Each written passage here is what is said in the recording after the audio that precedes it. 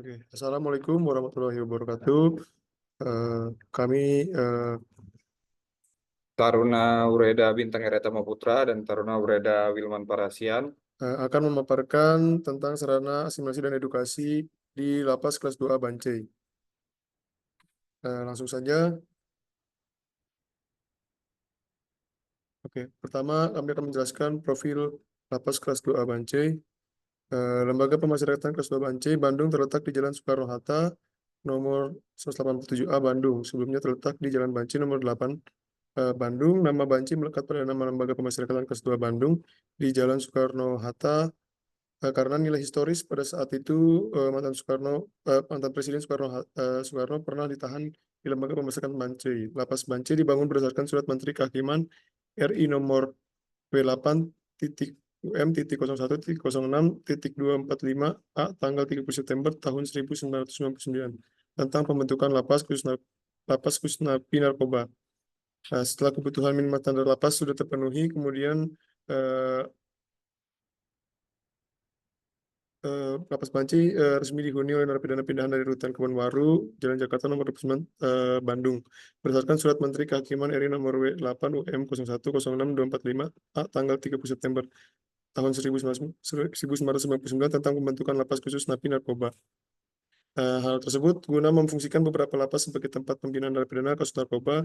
Salah satunya itu Lapas Kelas 2 Bancai, Bandung untuk menampung narapidana kasus narkotika dari kantor wilayah Departemen Kehakiman DKI Jakarta dan Jawa Barat. Oke, Profil Lapas Bancai.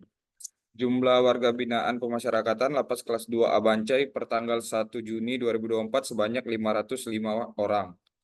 Proyek Lapas kelas 2A Bancai berdiri di luas tanah 49.825 meter dan luas bangunan 6.696 meter.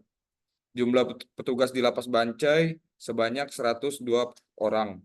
Mutu Lapas Bancai bergelora, bersih, gigih, elok, ramah, dan aman. Profil sarana asimilasi dan edukasi Lapas Kelas 2 Bancai. Sarana asimilasi dan edukasi atau SAE merupakan salah satu wujud dari pembinaan kemandirian, di mana tempat ini nantinya akan menjadi wadah bagi narapidana dalam membina ilmu dan keterampilan bagi warga binaan pemasyarakatan. Visi, misi, dan tata nilai berdasarkan Kepdirjenpas Kemenkumham RI nomor pas 403.PK.01.04.04 tahun 2021 tentang penyelenggaraan sarana asimilasi dan edukasi di lembaga pemasyarakatan. Lokasinya lingkungan lembaga pemasyarakatan kelas 2 Bancai, luas area 49.825 meter persegi. Kegiatan asimilasi yang ada adalah cuci kendaraan dan sablon.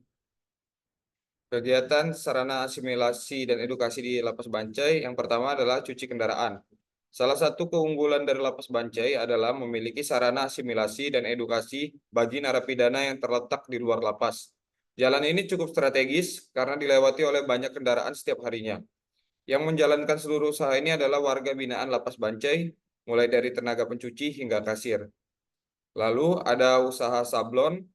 Lapas kelas 2A Bancai juga memiliki kegiatan kerja sablon, di mana hasil dari sablon ini nantinya akan dipasarkan secara online maupun offline di sekitar saung SAE yang berada di luar lapas. Keseluruhan produksi mulai dari pembuatan kaos maupun sablonnya dapat dikerjakan keseluruhannya oleh warga binaan. Oke, kemudian ini ada mekanisme SAE, ada perencanaan dan persiapan. Yang pertama selanjutnya ada persiapan sarana dan prasarana untuk cuci kendaraan dan sablon. Selanjutnya ada perancangan bagaimana program asimilasi itu akan berjalan. Kemudian dari pelaksanaan program asimilasi juga harus menseleksi narapidana terlebih dahulu. Jadi narapidana mana yang kira-kira mumpuni untuk melaksanakan sarana dan asimilasi dan edukasi yang akan dilakukan. Kemudian ada pelatihan dan pembekalan sebelum mereka dilepas untuk bekerja. Kemudian ada pembagian tugas apa saja yang akan diemban oleh mereka masing-masing.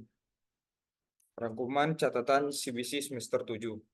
Community Based Correction merupakan metode untuk mengintegrasikan warga binaan untuk dapat hidup bermasyarakat. melalui pemberian remisi, asimilasi, PB, CB, CMB, dan CMK.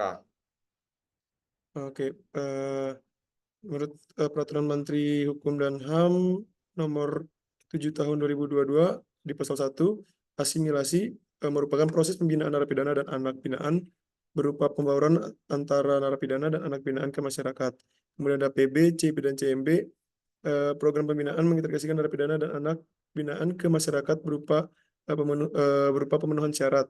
Kemudian ada CMK, cuti menjelang menguji keluarga, program pembinaan dalam kesempatan pada narapidana dan anak binaan dalam berasimilasi. Kemudian ada remisi, proses pengurangan masa pidana kepada narapidana dan anak binaan setelah memenuhi syarat sesuai peraturan. Lalu ada Remisi. syarat-syarat remisi pada pasal 5 ayat 1. Yang pertama adalah berkelakuan baik. Yang kedua adalah telah menjalani masa pidana lebih dari 6 bulan. Lalu PB, CB, CMB. Tidak sedang menjalani hukuman disiplin dalam kurun waktu 6 bulan terakhir terhitung sebelum tanggal pemberian remisi. Dan telah mengikuti program pembinaan yang diselenggarakan oleh lapas dengan predikat baik. Lalu pasal 6, remisi tidak diberikan bagi narapidana sedang menjalani CMB, sedang menjalani pidana kurungan sebagai pengganti denda. Oke. Kemudian ada syarat pemberian asimilasi di pasal 44, berkelakuan baik dibuktikan dengan tidak menjalani hukuman disiplin kurun waktu 6 bulan terakhir, dan untuk anak 3 bulan terakhir. Aktif mengikuti program pembinaan dengan baik dan telah menjalankan setengah atau 1/2 masa pidana, dan untuk anak 3 bulan. Kemudian di pasal 45 ayat 1, untuk kejahatan luar biasa syaratnya berkelakuan baik dibuktikan dengan tidak menjalani hukuman disiplin dalam kurun waktu 9 bulan terakhir, aktif mengikuti program pembinaan dengan baik, dan telah menjalani 2/3 masa pidana dengan paling singkat 9 bulan. Pasal 45 ayat 2-nya, untuk narapidana terorisme mengikuti program deradikalisasi, kemudian melakukan ikrar NKRI. Untuk warga negara asing tidak melakukan tindak pengulangan kejahatan. Lalu dokumen-dokumen yang diperlukan untuk usulan asimilasi. Yang pertama adalah salinan kutipan putusan hakim dan BA pelaksanaan berita acara pelaksanaan putusan pengadilan. 2, lunas denda dan uang pengganti. 3, laporan perkembangan pembinaan sesuai dengan sistem penilaian pembinaan NAPI bertanda tangan Kalapas. Yang keempat adalah laporan Litmas yang dibuat oleh PK, diketahui oleh Kepala Bapas.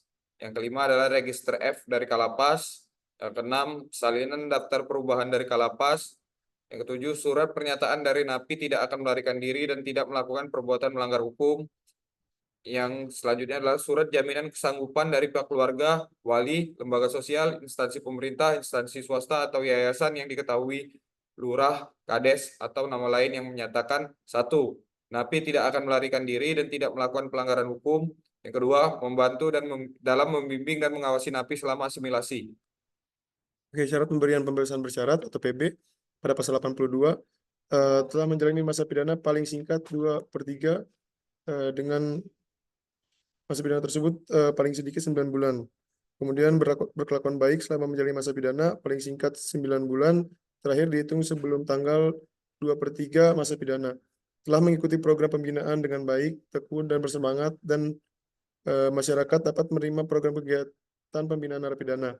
Pasal 45 ayat 1, untuk kejahatan luar biasa syaratnya berkelakuan baik dibuktikan dengan tidak sedang menjalani hukuman disiplin dalam kurun waktu 9 bulan terakhir, aktif mengikuti program pembinaan dengan baik, dan telah menjalani 2/3 masa pidana dengan paling singkat 9 bulan. Pasal 45 ayat 2-nya, untuk narapidana terorisme mengikuti program deradikalisasi, melakukan ikrar NKRI, untuk warga negara asing tidak melakukan tindak pengulangan kejahatan. Dokumen usulan pembebasan bersyarat, salinan kutipan putusan hakim, dan berita acara pelaksanaan putusan pengadilan. Lalu laporan perkembangan pembinaan sesuai dengan sistem penilaian pembinaan narapidana oleh Kalapas. Lalu selanjutnya laporan Litmas yang dibuat oleh PK, diketahui Kepala Bapas, surat pemberitahuan ke Kejaksaan Negeri tentang rencana pembebasan bersyarat, salinan register F dari Kalapas, salinan daftar perubahan dari Kalapas, selanjutnya surat pernyataan dari NAPI tidak akan melarikan diri dan tidak melakukan perbuatan melanggar hukum, selanjutnya surat jaminan kesanggupan dari keluarga, wali, lembaga sosial, instansi pemerintah, instansi swasta atau yayasan yang diketahui lurah, kades, atau nama lain yang menyatakan: 1. Napi tidak akan melarikan diri dan tidak melakukan pelanggaran hukum. 2. Membantu dalam membimbing dan mengawasi napi selama pembebasan bersyarat. Oke, kemudian selanjutnya di semester 7 ini kita juga belajar tentang bagaimana pemberian remisi, yaitu seperti contoh soalnya ini. Oke, sekian yang dapat kami presentasikan. Kurang lebihnya terima kasih atas perhatian yang diberikan. Salah dan Assalamualaikum kurangnya kami mohon maaf. Assalamualaikum warahmatullahi warahmatullahi wabarakatuh. wabarakatuh.